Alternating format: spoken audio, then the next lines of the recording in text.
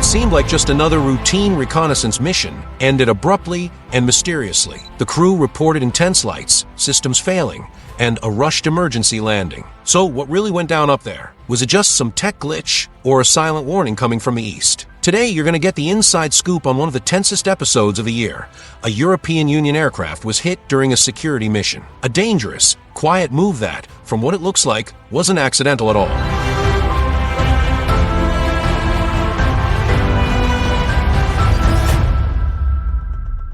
It was an apparently normal morning in the maritime corridor connecting 3 continents. The German aircraft, a civilian surveillance platform hired by the European Union, was on its scheduled route monitoring commercial ship traffic in the area. About 700 German military personnel take part in the Aspides mission, created specifically to protect civilian vessels from growing attacks by the Houthi rebels in Yemen. What happened next was recorded by the aircraft's onboard systems. Without any prior communication or warning, a Chinese military ship, later identified as part of the 47th Chinese Naval Escort Task Force, aimed a high-powered optical device at the German plane. The laser beam hit the fuselage directly, causing interference with navigation systems and forcing the crew to execute emergency protocols. The pilot, following strict safety procedures, immediately changed course and landed at the Djibouti military base for a full damage assessment. Fortunately, no crew members suffered direct injuries, but the damage to the electronic equipment is still under investigation by German authorities. To grasp how serious this incident was, we gotta understand what these directed energy weapons actually are. Modern military laser systems aren't toys. They're sophisticated gear capable of permanently damaging sensitive electronic equipment and causing temporary or permanent blindness in people. The laser used by the Chinese ship was probably a high-powered target designation system, originally meant to guide missiles or neutralize drones. But aimed at a manned aircraft, it becomes a dangerous weapon. Defense experts estimate the energy emitted would be enough to overheat critical electronic circuits and potentially cause serious burns if it hit a person directly. The precision of these systems is impressive. They can keep a beam locked on a moving target several kilometers away. For pilots, the biggest risk is instant blindness from intense flash, which can last from minutes to hours depending on exposure. Navigation optics, infrared cameras, and other sensitive gear can be permanently damaged. Germany's response was immediate and firm. The German Foreign Ministry summoned Chinese Ambassador Deng Hongbo for an emergency meeting in Berlin, demanding formal explanations about the incident. The official German statement didn't hold back, calling the act totally unacceptable and a clear violation of international maritime safety norms. China, on its side, categorically denied any improper use of laser equipment. The Chinese Foreign Ministry said the German claims don't match the facts China has collected and called for evidence-based dialogue to avoid misunderstandings. This isn't the first time China has faced similar accusations. In 2020, the U.S. Navy reported that a Chinese ship had aimed a laser at an American patrol aircraft over international airspace. Other incidents involving Filipino and Australian vessels have also been reported in recent years, suggesting a worrying pattern of behavior. The most documented case happened in February 2020 when a Chinese destroyer aimed a military-grade laser at a U.S. Navy P-8 surveillance aircraft over the Pacific Ocean, about 380 miles west of Guam. The U.S. Navy called the incident unsafe and unprofessional, marking the first time Chinese military forces launched a direct laser attack on American forces. The situation got even more serious when data showed this wasn't a one-off event. At least 20 suspected Chinese laser attack incidents were recorded in the Pacific between September 2017 and June 2018, suggesting a systematic campaign of optical intimidation against American air operations. Though NATO isn't directly involved in Operation Aspides, the alliance quickly expressed solidarity with Germany. The incident reignited talks about the need to expand NATO's presence in distant waters and develop specific countermeasures for optical threats. Defense experts are now discussing implementing anti-laser protection systems on European military aircraft. These technologies, including early warning sensors and optical interference systems, are expensive and complex, but could be crucial to protect crews in increasingly contested environments. The incident also forced a review of engagement protocols for European missions. Crews now get extra training on how to react to laser attacks, including evasion techniques and specific emergency procedures. Special helmets and protective glasses are being considered as standard gear for missions in the area. The European Union didn't limit its response to just diplomacy. Talks are ongoing about possibly restricting exports of sensitive tech to China, specifically advanced optical components that can be used in high-powered laser systems. If implemented, these measures could seriously impact China's ability to develop and improve its directed energy weapon tech. The global market for optical components is highly specialized, and many of the most advanced suppliers are in Europe and the US. The European defense sector is also reevaluating its investments in anti-laser tech. Companies like Germany's Rheinmetall and France's Thales are speeding up development of protection systems, expecting rising demand in a world where optical conflicts become more common. This incident sets a seriously worrying precedent for the international community. If not properly addressed, it could signal that using directed energy weapons against civilian or military aircraft on peace missions is acceptable. That could lead to a dangerous escalation where other countries start normalizing this kind of behavior. International law experts are divided on how to legally classify the incident. Even though no direct physical harm happened, deliberately aiming a laser at a manned aircraft can be seen as an act of aggression or, at the very least, a serious breach of international maritime safety rules. The issue gets even more complicated since it happened in international waters, where multiple jurisdictions overlap. The Red Sea is technically divided among several countries' territorial waters, but the specific area where this happened falls under international jurisdiction. News of the incident spread fast through social media and defense news outlets. In the U.S., senators from both parties voiced concern over what they called China's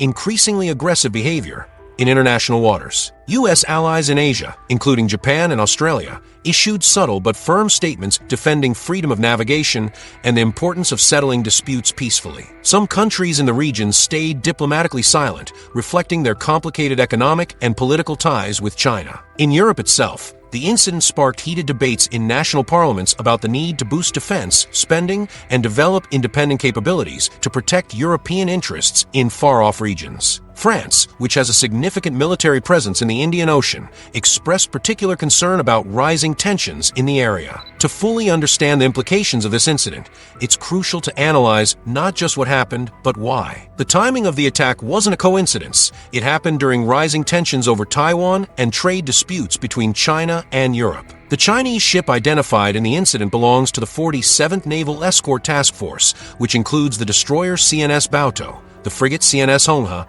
and the tanker CNS Gaoyu. This group had been spotted several times in the region in the weeks before, always keeping a respectful distance from European operations. The decision to use the laser might have been an attempt to test Europe's reaction to this kind of provocation or a show of force meant to discourage future patrols in the area. But some analysts suggest it could be a response to Europe's increasing trade restrictions on Chinese products. One thing's clear.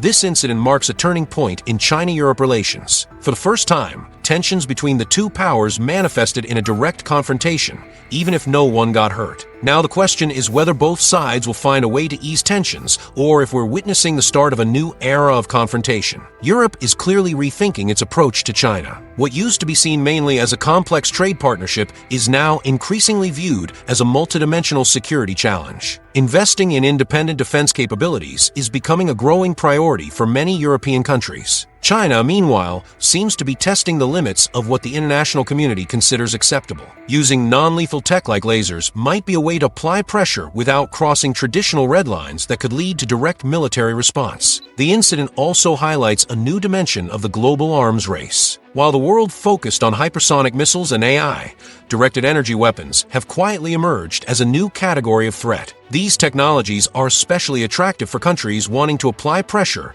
without resorting to traditional force projection. Developing effective countermeasures against these weapons is becoming a growing priority for many nations. This includes not only defensive tech, but also early detection systems and rapid response protocols. The instant nature of laser attacks means traditional responses might not cut it. The issue also raises big questions about international regulation of directed energy weapons, revealing worrying gaps in current international law. While some regulation exists, it's not enough to cover the complexities of modern military laser tech. The only specific international treaty on laser weapons is Protocol for Unblinding Laser Weapons from a Convention on Certain Conventional Weapons, adopted on October 13, 1995, and in force since July 30, 1998. This protocol has 109 signatory countries and is a major achievement of international humanitarian law, being the first treaty to preemptively ban a weapon still under development. However, the protocol's limitations are glaring and create huge legal loopholes countries can exploit. The protocol specifically bans only the use and transfer of laser weapons specifically designed to cause permanent blindness to unaided vision.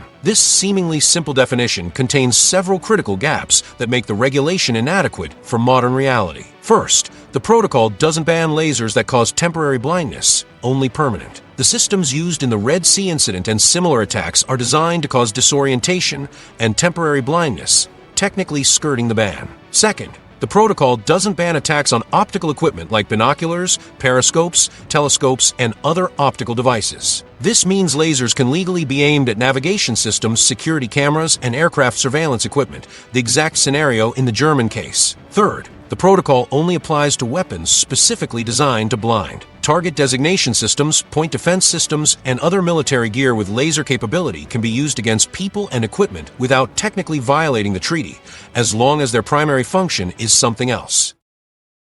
The result is a situation where multiple arms manufacturers are researching and developing directed energy and laser weapons, and today they're becoming more and more operational. Lockheed Martin, for example, said its directed energy tech has been ready for deployment since 2021. The lack of proper regulation creates a dangerous scenario where countries can develop and use these weapons in a legal gray zone. The blinding laser protocol was adopted as a preventive measure in 1995, banning a weapon still in development, showing the international community can act preemptively when there's political will. But tech evolution has outpaced existing rules. Modern directed energy weapons can cause a variety of effects not adequately addressed by current international law. This lets countries like China exploit these gaps to apply military pressure without technically breaking treaties. The need for a new international protocol regulating all forms of directed energy weapons has become urgent. Without it, incidents like the Red Sea one could become more frequent, setting dangerous precedents for future conflicts where tech, not law, determines what's acceptable in combat. The Red Sea laser incident is more than just another geopolitical tension. It's a glimpse at what future conflicts might look like. In a world where tech evolves faster than international norms, incidents like this could become all too common. The international community's response will be crucial in deciding whether we set precedents that promote stability or let a new era of uncontrolled tech confrontation take hold. If you like this content, subscribe to the channel so you don't miss any new videos, and remember, the choices we make today about how to respond to these provocations will shape the kind of world we leave for future generations.